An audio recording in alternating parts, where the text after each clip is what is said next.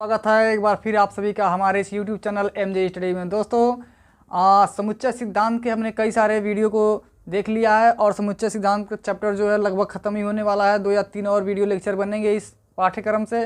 तो बच्चों मैं आपको बता दूं आज का जो लेक्चर होने वाला है वो प्रतीकों का तर्कमय कथन प्रयोग, यानी कि समुच्चय में जो प्रतीक होते हैं, प्रतीकों का जो तर्कमय कथन होते हैं, उन कथनों का हम प्रयोग करेंगे समुच्चय में। क्यों बच्चों, ये जो कथन होते हैं ये समुच्चय सिद्धांत में बहुत ही कन्फ्यूजन पैदा करते हैं, क्योंकि यदि आप इसमें कोई एक भी अगर कथन का शब्द अगर आप छोड़ते हैं तो डेफिनेटली आप उस प्रश्न का गलत ही उत्तर प्राप्त करेंगे। तो जहाँ भी कथन से संबंधित अगर प्रश्न आता है समुच्चय सिद्धांत में, ठीक, या स्टेटमेंट वाली बात आती है, तो आपको प्रत्येक कथन को अच्छे से पढ़ना है, एक एक शब्द पर गौर भी करना है, तब जाके आप अपने सॉल्व यानी कि जो हल की ओर आप बढ़ेंगे।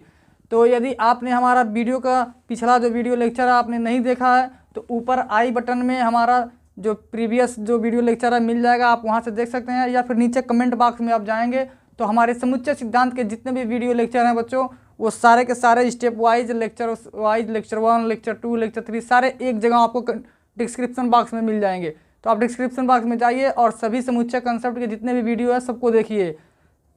आज हम आगे बढ़ते हैं, अपना जो नया वीडियो जो लेक्चर है वो प्रतीकों का तर्कमय कथन प्रयोग में। तो बच्चों मैं बता दूं इसके कथन के प्रयोग में अधिकतर हम इंटरसेक्शन, यूनियन या उपसमुच्चय, सबसेट कथन में इन 3 का ही मुख्य रूप से प्रयोग होता है। तो चलिए हमारे पास पहला एग्जाम्पल ये रहा है, कमला एक महिला है। पहले कथन में क्या कर रहा है कि कमला एक महिला है, और दूसरे कथन में कहा जा रहा है कि सभी महिलाएं क्या हैं, सभी महिलाएं बातुनी हैं।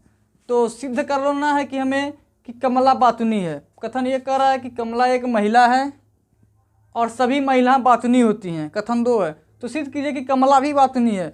तो बच्चों ये तो सही बात है कि सभी महिलाएं बातुनी होती हैं। आपने आप मोहल्ले में देखा होगा जब 2 या 2 से 4 जब महिलाएं आपस में होती हैं तो बात करना बक बक बक बक शुरू कर देती हैं, ना उनकी काम की चिंता। खैर ये तो बात की बात है बच्चों। हम इस कथन को प्रयोग सिद्ध करते हैं कि कमला एक महिला है और महिलाएं बातुनी होती हैं। तो सिद्ध कीजिए कि कमला भी बातुनी होती हैं। तो आइए इसको सॉल्व करते हैं। सबसे पहले हम क्या लिखेंगे बच्चों, सबसे पहले लिखेंगे माना कि ये जो है ना महिलाओं का समुच्चय है।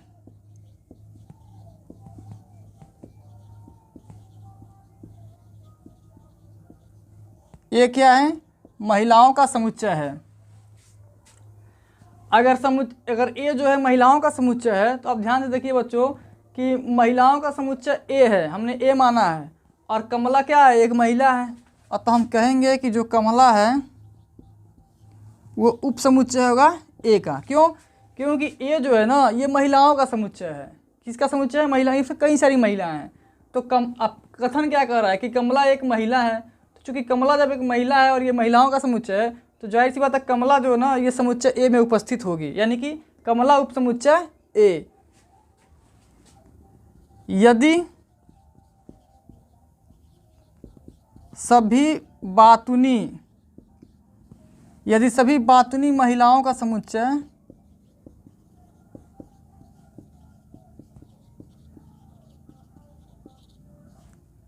बी हो तो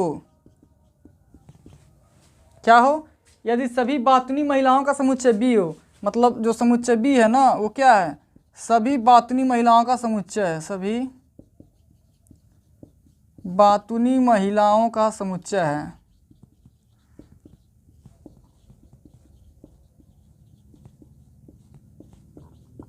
तो क्या होगा, पहले हमने देखा कि माना कि एक समुच्चय ए है जो सब महिलाओं का समुच्चय है। तो जब ये महिलाओं का समुच्चय है तो कमला उपसमुच्चय हो जाएगी ए, क्योंकि कमला एक ऑलरेडी महिला है, कथन में दिया है। अब हमने क्या माना कि यदि सभी बातुनी महिलाओं का समुच्चय बी हो, यानी कि बी जो है ना सभी बातुनी महिलाओं का समुच्चय है, तो क्या हो जाएगा, ए जो हो जाएगा ना वो बी का उपसमुच्चय होगा। क्यों? क्योंकि ए महिलाओं का समुच्चय है और बी क्या है, बातुनी महिलाओं का समुच्चय है। ठीक, तो चूंकि ये बातुनी महिलाओं का समुच्चय है और एक सिर्फ महिलाओं का समुच्चय, तो ए इसके क्या हो जाएगा, बी का उपसमुच्चय हो जाएगा। तो जब ए बी का उपसमुच्चय हो जाएगा और कमला ए का उपसमुच्चय है तो क्या हो जाएगा, कमला जो होगी वो हो जाएगी बी की उपसमुच्चय। यानी कमला क्या हो जाएगी, बी की उपसमुच्चय। अतः सिद्ध हुआ कि कमला एक बातुनी महिला है, चूँकि कमला हो गई और बी सभी बातुनी महिलाओं का समुच्चय है, तो कमला क्या हो गई, एक कमला जो है बातुनी महिला है, तो सिद्ध होता है ये। तो बच्चों ये स्टेटमेंट काफ़ी इंटरेस्टिंग था और मज़ेदार था। अब अगले एग्जाम्पल की तरफ बढ़ते हैं। अगला एग्जाम्पल थोड़ा सा बड़ा है और बड़ा ज़रूर है, लेकिन कोई उतना कठिन नहीं है, बहुत ही आसान है। चलिए, यदि आप वीडियो में बने रहें तो हम आपको एक एक चीज़ अच्छे से समझाएंगे और आपको समझ भी आएगा। तो आइए अगले एग्जाम्पल की तरफ बढ़ते हैं, हमारे साथ बने रहिए। मैं आपको काफ़ी अच्छे से चीज़ों को सिखाने वाला हूँ और आपने हमारे पिछले कुछ वीडियो लेक्चर में अच्छे से देखा भी होगा कि मैंने एक एक चीज़ को कितने डिटेल से बताया है आप लोगों को। उम्मीद है आप लोगों को समझ में आ रहा होगा। उदाहरण नंबर 2 की तरफ बढ़ते हैं हम। तो बच्चों उदाहरण नंबर 2 को हम सबसे पहले स्क्रीन पे जल्दी से लिख लेते हैं।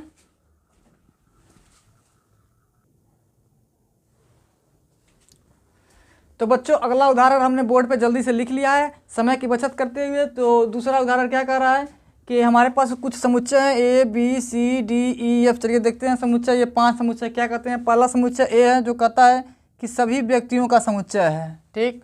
दूसरा समुच्चय बी है, सभी भारतीयों का समुच्चय है। अब शब्दों को ध्यान से पढ़िएगा। पहला है सभी व्यक्तियों का समुच्चय, दूसरा है सभी भारतीयों का समुच्चय और तीसरा है कहवा पीने वाले सभी व्यक्तियों का समुच्चय।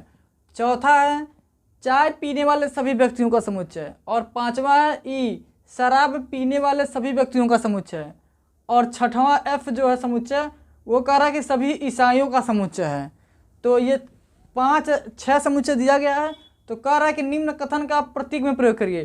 तो इसमें प्रश्न संख्या 2 में कुल 2 प्रश्न दिए हुए। पहला प्रश्न हमने आपके सामने लिखा हुआ है, दूसरा प्रश्न इसके आगे हम बताएंगे। तो पहला प्रश्न क्या कर रहा है कि कुछ ऐसे भारतीय ईसाई हैं जो कहवा पीते हैं और चाय भी पीते हैं किंतु शराब नहीं पीते। कुछ ऐसे भारतीय ईसाई, शब्दों पे गौर फरमाइएगा बच्चों। कुछ ऐसे भारतीय ईसाई हैं जो कहवा पीते हैं, चाय भी पीते हैं लेकिन शराब नहीं पीते हैं। तो इसको हमें क्या करना है, कथन में लिखना है, मतलब प्रतीक में प्रयोग करना है, प्रतीक में लिखना है। तो चलिए लिखते हैं भारतीय ईसाई। तो भारतीय ईसाई का समुच्चय क्या हो जाएगा, सबसे पहले भारतीय देखेंगे। भारतीय क्या है, समुच्चय बी है। भारतीय ईसाई का जो समुच्चय क्या हो जाएगा, तो समुच्चय बी क्या है, भारतीयों का समुच्चय है और ए क्या है, ईसाई। ईसाई कहाँ है, एफ में। एफ क्या है, ईसाई का समुच्चय है। तो कुछ ऐसे भारतीय ईसाई, यानी कि भारतीय और ईसाई दोनों लेना है। तो बी इंटरसेक्शन एफ जो कहवा पीते हैं। आगे लिखेंगे भारतीय ईसाई जो कहवा पीते हैं। तो बी इंटरसेक्शन एफ तो रहेगा ही रहेगा क्योंकि भारतीय ईसाई है, लेकिन साथ में क्या कर रहा है, जो कहवा पीते हैं। तो इंटरसेक्शन जो कहवा भी पी रहे हो, तो सी समुच्चय सी कहवा पीने वाले हैं, तो ये सी के साथ इंटरसेक्शन करेगा, ठीक। फिर आगे बढ़ेंगे और चाय भी पीते हैं। फिर लिखेंगे भारतीय ईसाई जो कहवा पीते हैं और चाय भी पीते हैं, और चाय भी पीते हैं। तो ये रहा भारतीय ईसाई जो कहवा पीते हैं और चाय भी पीते हैं। तो चाय कौन सा समुच्चय है, डी। तो सी इंटरसेक्शन डी। इतना हो गया। फिर क्या कह रहा है, किंतु शराब नहीं पीते। तो दोस्तों शराब नहीं पीना है। तो फिर लिखेंगे भारतीय ईसाई जो कहवा पीते हैं और चाय भी पीते हैं किंतु शराब नहीं पीते, शराब नहीं पीते। तो क्या लिखेंगे, फिर यही चीज़ लिखेंगे हम। दिख नहीं रहा होगा, ऊपर लिखते हैं, यहाँ लिख देते हैं, इसी चीज़ को हम ऊपर लिखते हैं। भारतीय ईसाई जो कहवा पीते हैं और चाय भी पीते हैं लेकिन शराब नहीं पीते। तो इसमें से क्या करेंगे, शराब नहीं पीने वाले को घटा देंगे। क्या लिखेंगे, B intersection F intersection C intersection D, और शराब नहीं पीना है तो माइनस ई कर देंगे, ठीक। तो फाइनली जो इस कथन का जो आंसर होने वाला है बच्चों वो ये होने वाला है, यानी कि ये स्टेटमेंट निकल कर आता है। लेकिन अभी यहाँ सवाल ख़त्म नहीं होता है। यहाँ ध्यान से आप देखिए, बी इंटरसेक्शन एफ करेंगे और सी इंटरसेक्शन डी करेंगे और दोनों का इंटरसेक्शन करेंगे तो कुछ तो सदस्य बचेंगे उस समुच्चय में, और इसमें से ई को घटाना यानी शराब पीने वाले को घटा देंगे। तो शराब पीने वाले को घटाने के बाद भी कुछ ना कुछ इस समुच्चय में जरूर बचेगा। तो स्वाभाविक सी बात है लास्ट में जो समुच्चय आने वाला है वो रिक्त समुच्चय तो नहीं होगा, क्योंकि उसमें भी कुछ ना कुछ सदस्य होंगे। अतः इस स्टेटमेंट को ऐसे लिखा जा सकता है। ये रहा आपका आंसर। तो बच्चों उम्मीद है आपको दो उदाहरण में ये कथनों का जो प्रतीकों का तर्क में जो कथन प्रयोग है, दो उदाहरण में आप लोगों को काफ़ी अच्छे से समझ में आ गया होगा। अब हम प्रश्नावली 1J में बढ़ते हैं। प्रश्नावली 1J में कुल 4 प्रश्न दिए गए हैं और उन 4 प्रश्नों को क्या है, कैसे काम करते हैं और उनको कैसे सॉल्व करते हैं, आइए एक एक करके इनको सॉल्व करते हैं।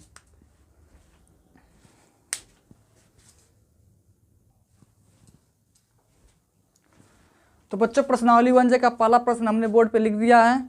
और आप वीडियो को आगे बढ़ने से पहले मैं आपको बता दूं, यदि आपको वीडियो अच्छा लगे और पसंद आए और आपको वीडियो को नॉलेजेबल लगे तो प्लीज़ वीडियो को लाइक करिए और चैनल को सब्सक्राइब कर लीजिए, क्योंकि मैं जैसे ही अगला वीडियो लाऊं आपको उसका नोटिफिकेशन तुरंत मिल जाए। और वीडियो को अधिक से अधिक अपने दोस्तों में शेयर करिए। ठीक है बच्चों, तो आगे बढ़ते हैं इस प्रश्न में। इसके साथ मैं आपको बता दूँ कि हमारे YouTube चैनल के अलावा एक वेबसाइट है जिसका नाम है www.mgstudy.in। जैसे ही आप क्रोम पे जाएंगे और आप डायरेक्ट mgstudy.in डालकर जो है सर्च करेंगे तो मेरा वेबसाइट सबसे पहले आपको मिल जाएगा। उस वेबसाइट पे भी आपको एजुकेशन से रिलेटेड आपको अच्छे अच्छे पोस्ट वहाँ पढ़ने को मिल जाएंगे, जो कि आपको एग्ज़ाम की दृष्टि काफ़ी महत्वपूर्ण होने वाली है। तो ये आपकी नॉलेज की बात थी, तो इसलिए मैंने आपको बता दिया। आगे बढ़ते हैं। प्रश्नावली 1J में क्या कर रहा है कि सिद्ध कीजिए कि राम कॉलेज का विद्यार्थी है और कॉलेज के सभी विद्यार्थी क्या हैं, ईमानदार हैं, अतः राम भी क्या होगा, ईमानदार होगा। बस इसको प्रतीक के माध्यम से सिद्ध करना है। तो चलिए इसको सिद्ध करते हैं, सॉल्व की तरफ आगे बढ़ते हैं। सबसे पहले क्या लिखेंगे कि राम कॉलेज का विद्यार्थी है और कॉलेज के सभी विद्यार्थी ईमानदार हैं। इसको लिखेंगे हम, माना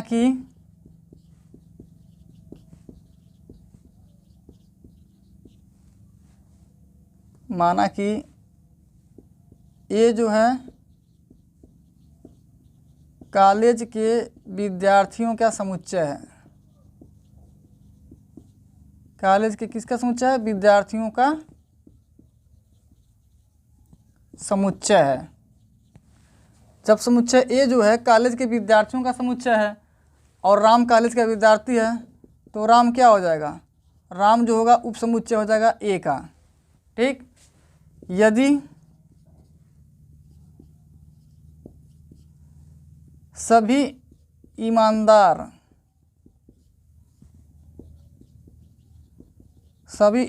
विद्यार्थियों का समुच्चय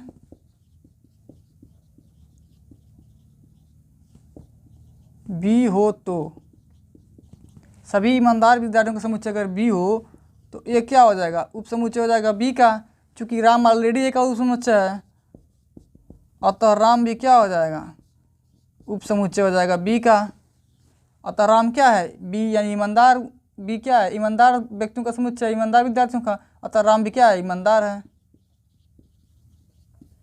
ठीक, हूबहू जिसके जो मैंने अभी पहला एग्जाम्पल बताया था हूबहू ठीक उसी के आधार पे आधारित है। दूसरे प्रश्न की तरफ बढ़ते हैं। इस प्रश्नावली का दूसरा प्रश्न भी ठीक इसी तरह से है। जल्दी से इसको इरेज कर लेते हैं, तब तक आप इसको नोट कर लीजिए।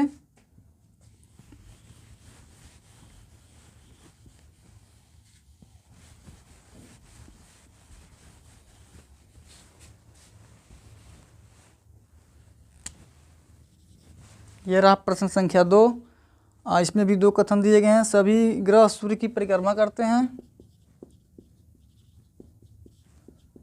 सभी ग्रह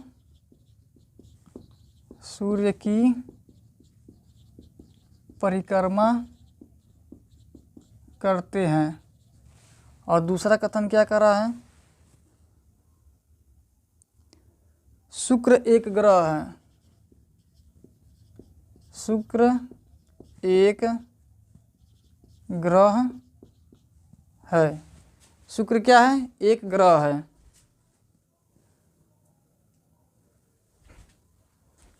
शुक्र एक ग्रह है फिर अगला क्या है, अतः शुक्र भी सूर्य का परिक्रमा करता है। अतः शुक्र भी सूर्य का परिक्रमा करता है। बस हमें यही सिद्ध करना है। तो सॉल्व में आएंगे। पहला कथन कर रहा है कि सभी ग्रह सूर्य की परिक्रमा करते हैं, और दूसरा कथन है कि शुक्र भी एक ग्रह है। तो सिद्ध कीजिए कि शुक्र भी क्या है, सूर्य की परिक्रमा करता है। तो सबसे पहले क्या लिखेंगे, माना कि ये जो है सभी ग्रहों का समुच्चय है। ठीक पहले प्रश्न की तरह ये भी है दोस्तों। यदि ए क्या है, सभी ग्रहों का समुच्चय है, तो शुक्र क्या हो जाएगा, उपसमुच्चय हो जाएगा ए का। यदि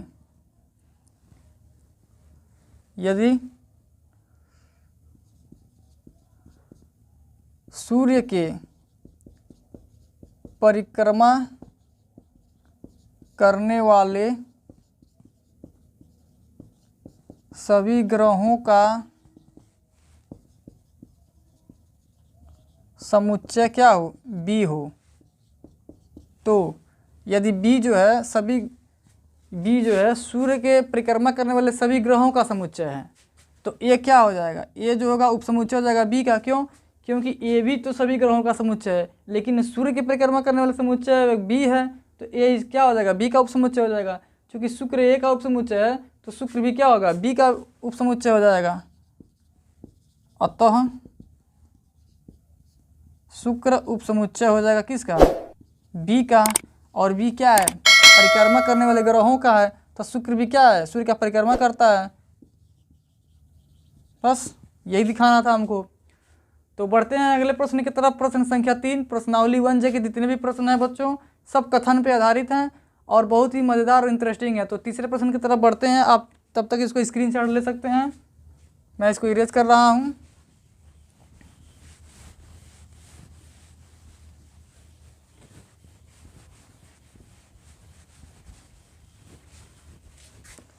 प्रश्न संख्या 3 की तरफ बढ़ते हैं। प्रश्न संख्या 3 में 5 समुच्चय दिए गए हैं, 5 कथन दिए गए हैं। यदि ए बी सी डी ई 5 समुच्चय दिया गया है। सभी विद्यार्थियों का समुच्चय, ए जो है सभी विद्यार्थियों का समुच्चय है, सभी विद्यार्थियों का समुच्चय। और बी जो है उन विद्यार्थियों का समुच्चय जो गणित लिए हैं,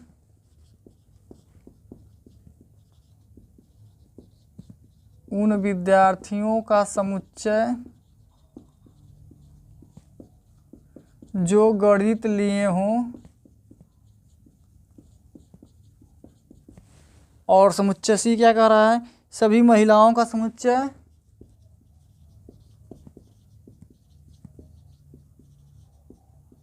सभी महिलाओं का समुच्चय। डी क्या कह रहा है कि मेहनती लोगों का समुच्चय, मेहनती लोगों का समुच्चय। और समुच्चय ई जो है प्रथम श्रेणी के विद्यार्थियों का समुच्चय, प्रथम श्रेणी के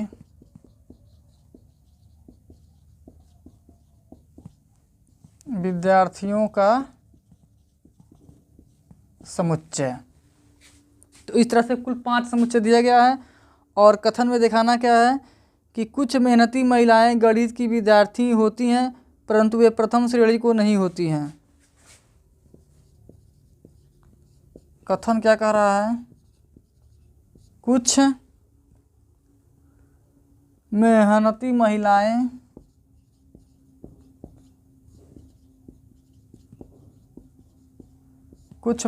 महिलाएं गणित की विद्यार्थी होती हैं, गणित की विद्यार्थी होती हैं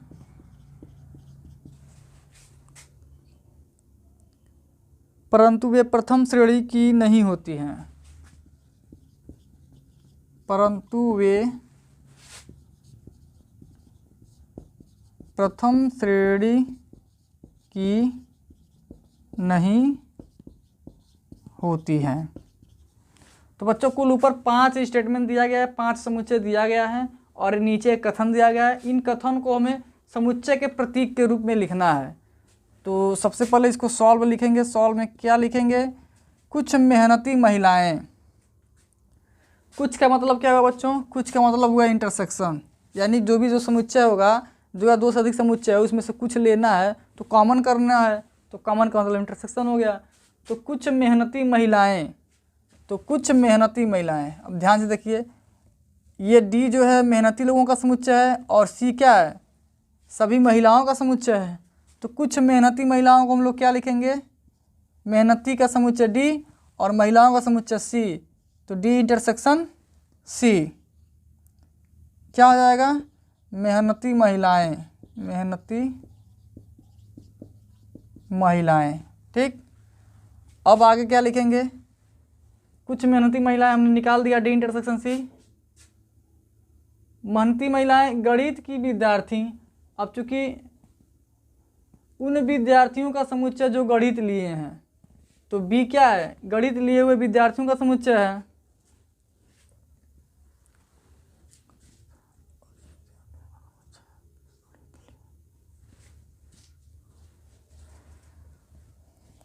आगे लिखेंगे मेहनती महिलाएं जो गणित की विद्यार्थी हैं। मेहनती महिलाएं गणित की विद्यार्थी, गणित की विद्यार्थी। तो मेहनती महिलाएं क्या है? डी इंटरसेक्शन सी, और वो गणित की विद्यार्थी भी हैं, तो गणित की विद्यार्थी क्या है? B intersection B. तो ये दूसरा स्टेटमेंट हो गया। फिर क्या रहा? परंतु वे प्रथम श्रेणी की नहीं होती, तो क्या लिखेंगे? मेहनती महिलाएं गणित की विद्यार्थी हैं लेकिन परंतु प्रथम श्रेणी की नहीं है, प्रथम श्रेणी की नहीं है, तो क्या लिखेंगे? डी इंटरसेक्शन सी जो हो जाएगा, मेहनती महिलाएं गणित हो जाएगा और इंटरसेक्शन बी करेंगे तो वो गणित की विद्यार्थी हो जाएंगे, परंतु प्रथम श्रेणी की नहीं है। तो प्रथम श्रेणी की क्या है? ई है, तो इसमें से हम ई को घटा देंगे। ठीक, तो ये वाला जो स्टेटमेंट है बच्चों, ये कथन को सेटिस्फाइड करता है।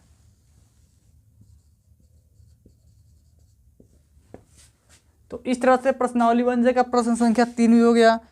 ठीक इसी तरह से प्रश्न संख्या 4 भी दिया हुआ है। प्रश्न संख्या 4 में भी 6-7 समुच्चय दिया गया और एक कथन दिया गया है। एक नहीं, कुल 4 कथन दिए गए हैं और उन सभी कथनों को अलग अलग प्रतीक के रूप में निकालना है। तो दोस्तों उम्मीद है आप उस प्रश्न को भी कर लेंगे। ठीक इसी तरह से करना, उसमें कुछ खास है नहीं, बहुत ही आसानी से कर सकते हैं उसको।